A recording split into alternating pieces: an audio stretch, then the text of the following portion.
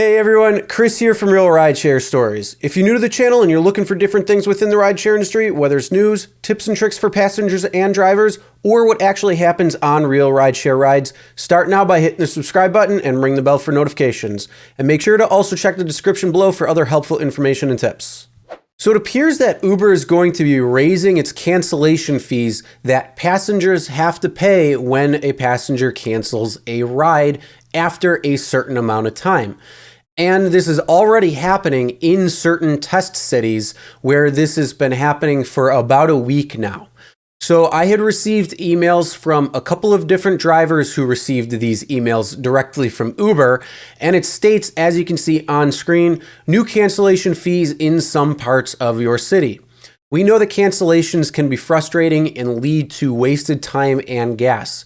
We want to find solutions, and so we're testing higher cancellation fees paid by riders in less busy parts of our service area to understand whether these fees can reduce the frequency of cancellations.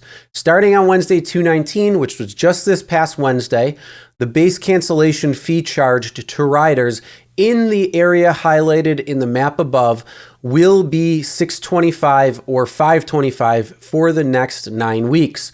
Your earnings from cancellation in these circumstances will also increase and be reflected in your earnings statement. At the time, or at all times, the current cancellation fees for different parts of your city will be displayed in the net rate portal. And then at the bottom, you see this is a pilot program that applies only to drivers who directly received this notification on February 19th, 2020.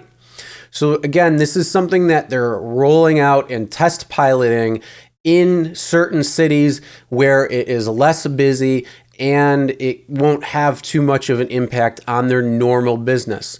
So this is a map of what it looks like. The city is highlighted. So you could see the major metro downtown area is not highlighted, but around it is. So that is going to be where they deem it to be, less frequent or less busy parts of the area.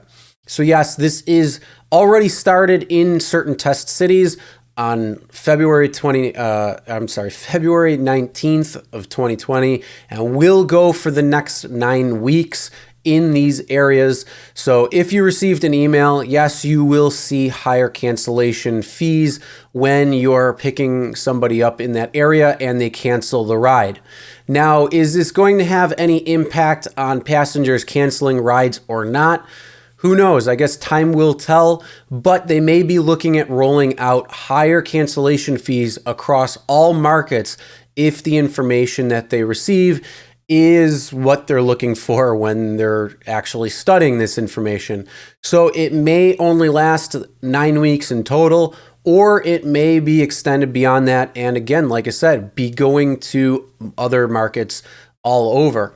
Now, I've also seen emails and screenshots from people that say instead of the $625 and $525, it'll say $650 and $550. So if you are in one of the test markets, your email will show you what the price difference is that they're charging passengers who cancel the ride in a certain area. And also, anybody who has received this email, if you've received cancellation fees, comment below, let me know if this is just for when passengers cancel the ride when you're on your way there, or does this cover everything across the board, including something like no-shows, or if you have to cancel because unaccompanied minors or something like that. Please comment and let me know. And also let me know what you think. Do you think that this will have any impact on cancellation rates? Do you think that it will lower it in any way, shape, or form? Or do you think this is just another way that Uber can collect a little bit more money? Yes, the driver will make some more money, but they're not getting the full difference. So what do you think? Comment below and let me know.